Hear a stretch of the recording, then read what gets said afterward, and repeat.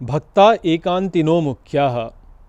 नमस्कार मित्रों, ये जो सूत्र है ये नारद भक्ति सूत्रों का 67वां सूत्र है जिसे हम आज गहराई से समझेंगे। तो आइए सबसे पहले इसके अर्थ को समझते हैं। तो जो सूत्र कहता है भक्ता एकांतिनो अर्थात एकांती भक्त मुख्यः अर्थात मुख्य है। तो यहाँ पर नारद मुनि कहते हैं कि एकांती भक्त मुख्य है अर्थात जो सर्वश्रेष्ठ भक्त है वह वो है जो कि एकांती है। तो यहाँ पर हमको एकांत जो शब्द है उसके वास्तविक अर्थ को समझना है, क्योंकि यहाँ पे प्रायः लोग जब एकांत का अर्थ समझते हैं तो वो सोचते हैं कि एकांत का अर्थ है कि कोई व्यक्ति जो कि अकेला बैठा है, जो है जिसके साथ में कोई नहीं है। तो इसीलिए जैसे बोलते हैं ना कि यदि तुमको तपस्या करनी है तो तुम वन में जाके एकांतवास करो, अकेले वहाँ पे रहो। तो वो यहाँ पे अर्थ जो है वो नारद मुनि का नहीं है। वास्तव में एकांत का एक और गहरा अर्थ होता है जो कि हमको समझना है। तो ये बात ठीक है कि यदि आपको साधना करनी है तो कई बार आपको एकांत में जाना पड़ता है, क्योंकि एकांत में जब आप जाएंगे तो आपके लिए विषय नहीं होते हैं बहुत सारे।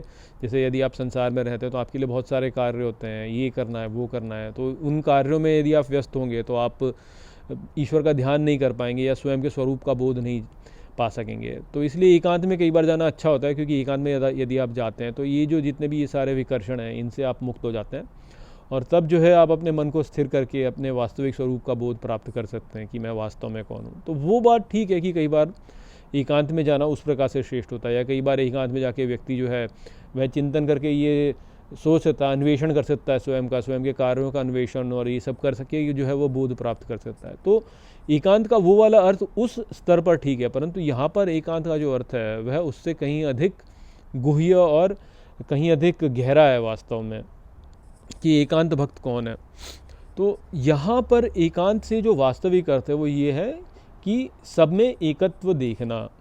ये बात हम पहले भी जो है इस पर चर्चा कर चुके हैं कि एकांत का जो वास्तविक अर्थ होता है वो ये होता है कि व्यक्ति ये जाने कि यहाँ पर इस संपूर्ण संसार में जो कुछ भी है वो मैं ही हूँ।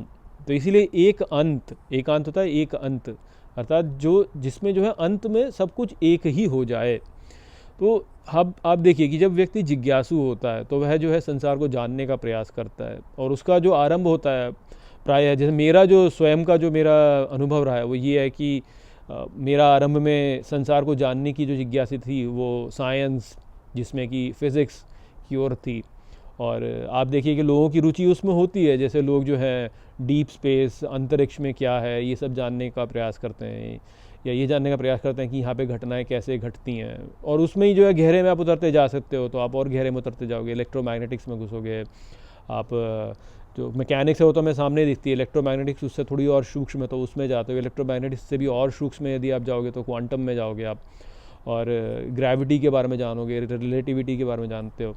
तो मेरा अनुभव रहा है वो यही रहा है कि मैंने पहले इन सब का अध्ययन किया, इन सब को गहरे में समझा, और ये ज्ञान जो है इसको प्राप्त करने के पश्चात भी जो है संतुष्टि नहीं हुई, क्योंकि सब कुछ जान लिया परंतु तब भी मन में तो जो है विकार रहते ही हैं। मन में फिर भी जो है एक कौतूहल आप कह सकते हैं कि रहता ही है। तो फिर जो है आत्मान्वेषण की ओर रुझान किया, क्योंकि ये देखा कि संसार में जब कुछ भी होता है तो वह ऐसा क्यों हो रहा है, मेरे साथ में ऐसा क्यों हो रहा है। तो फिर जाना कि अच्छा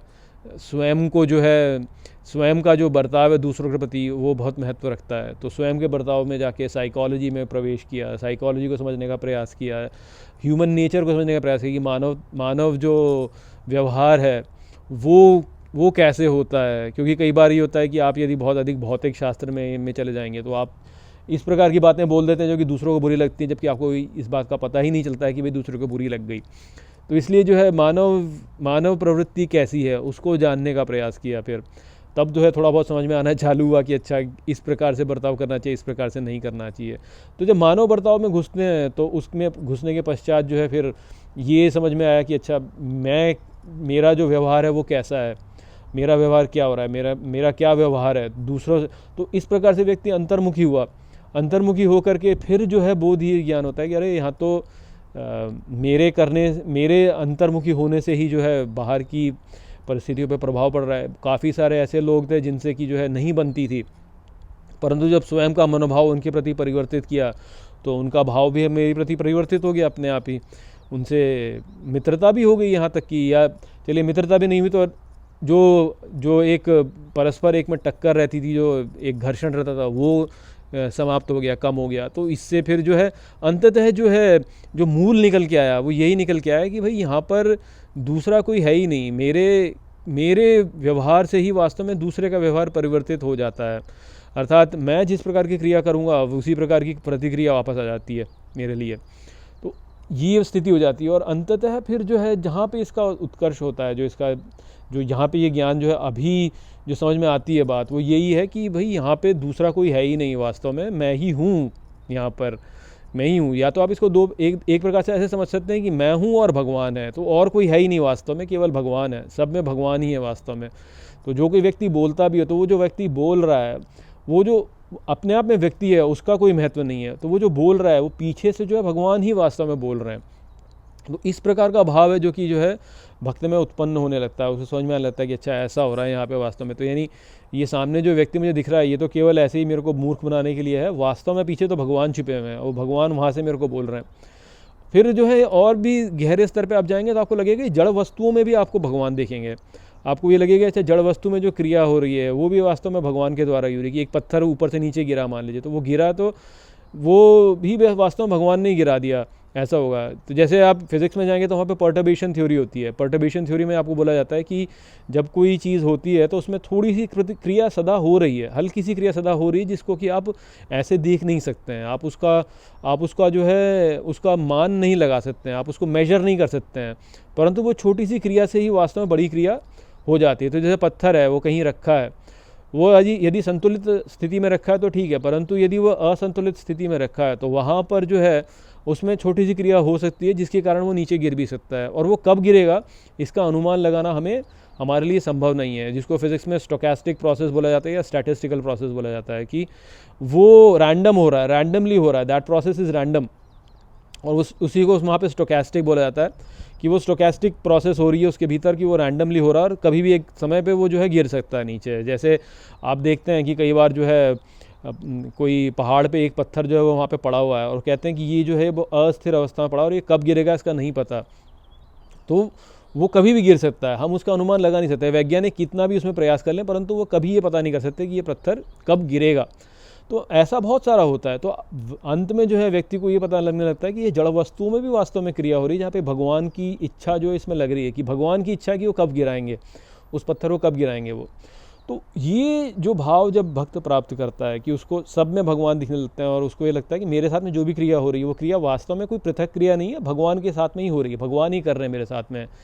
तो मान लीजिए कि मेरे घर में कुछ टूट गया तो वो वास्तव में भगवान की क्रिया से की इच्छा से ही टूटा, या मेरे को किसी ने कुछ अपशब्द बोल दिए तो वो भी भगवान नहीं बोले, मेरे को किसी ने अच्छे शब्द बोले तो वो भी भगवान नहीं बोले। तो फिर व्यक्ति ये नहीं सोचता है कि ये मेरा मित्र है, ये मेरा शत्रु है, वो सब में भगवान को ही देखता है। जब हमें कुछ उल्टा सुल्टा हमारे साथ होना है तो कोई व्यक्ति आके खड़ा हो जाता है जो कि हमारे साथ उल्टा सुल्टा कर देता है, वास्तव में भगवान ही कर रहे हैं किंतु निमित्त जो है वो व्यक्ति हो जाता है। ये जब हमारे साथ कुछ अच्छा होना है तो भी भगवान ही हमारे साथ में कर रहे हैं किंतु निमित्त जो है वो व्यक्ति हो गया।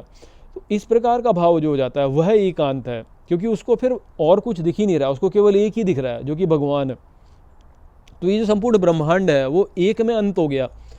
आरंभ में आपको बहुत सारी क्रियाएं दिखी, आपको दिखा कि अच्छा ये क्रिया हो रही है, ये क्रिया हो रही है, इतने सारे लोग हैं जो मेरे साथ में बर्ताव करते हैं, इतनी सारी क्रियाएं हैं जो कि ऐसे हो रही हैं।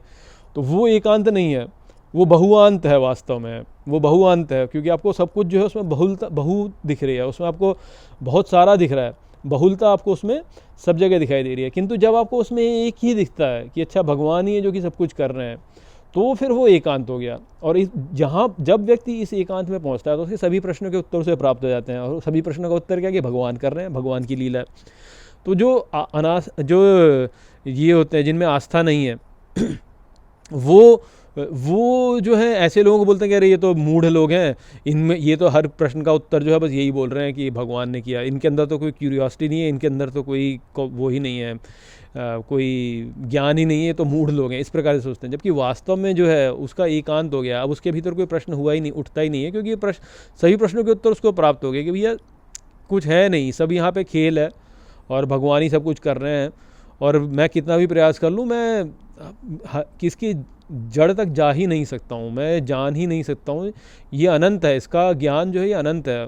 जो मूढ़ होगा वो इसका उसको जो है ना कोई एक कारण दे के बोलेगा कि हाँ ये इसका कारण है, कि भाई मान लीजिए कि जो है पृथ्वी जो है सूर्य के चारों ओर घूमती है तो इसका कारण है गुरुत्वाकर्षण, और बस वहाँ पे वो संतुष्ट हो जाएगा। वो गुरुत्वाकर्षण क्या है ये नहीं जानने का प्रयास करेगा। गुरुत्वाकर्षण में क्या है, ये गुरुत्वाकर्षण का बल ही कहाँ से आ रहा है, क्यों है गुरुत्वाकर्षण, ये नहीं सोचेगा। वो बोलेगा हाँ ठीक है गुरुत्वाकर्षण है, ख़त्म।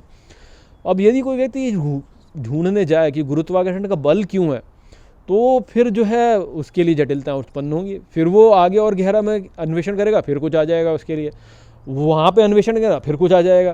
तो जो ज्ञानी है वो ये जान लेगा कि भाई इसका कोई अंत नहीं है, इसका कोई अंत नहीं है, मैं कितना भी खोजता जाऊँ कुछ ना कुछ आता जाएगा, और यहाँ पे कोई अंत नहीं है इसका। इसलिए सबसे अच्छी बात यही है कि सभी प्रश्नों के उत्तर एक ही हैं कि भाई भगवान की शक्ति है जो कि चला रही है। तो क्या लाभ है वास्तव में? खोदो खोदो खोदो खोदो खोदो खोदो खोदो खोदो, कुछ मिलना मिलाना है नहीं उसमें।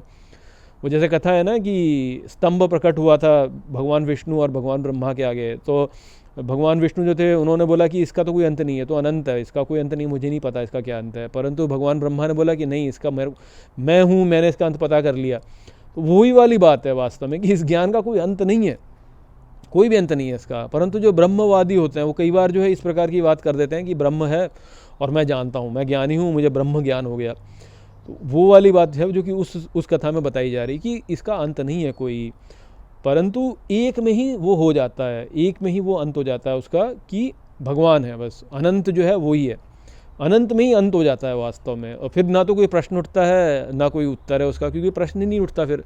तो ऐसे व्यक्ति के सारे प्रश्न जो हैं वह दब जाते हैं, उसमें कोई प्रश्न उठता ही नहीं, क्योंकि वो किसी भी ऐसी बात से जो है वो उसमें कोई कौतूहल नहीं उठता कि वो सोचे। वो सोचता है कि हाँ ठीक है भगवान का ही है सब कुछ, मेरे भगवान है, मैं तो बस प्रेम करता हूँ भगवान से।